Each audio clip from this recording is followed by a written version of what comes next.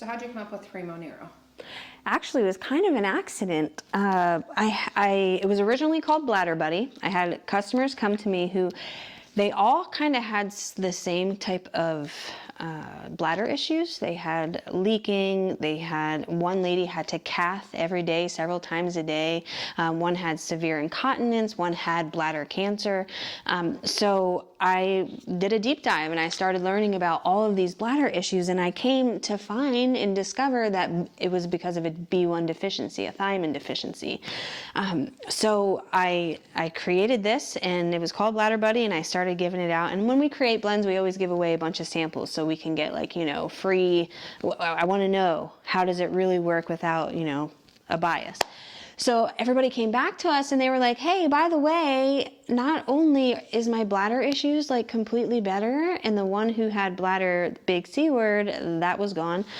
They said my neuropathy is also gone too. And that was like 3, 4, 5. By the time we got to the 10th person saying, hey, my neuropathy is also gone, we realized, okay, there must be a B1 deficiency linked to neurological issues as well. So I ended up changing the name of it to Primo Neuro.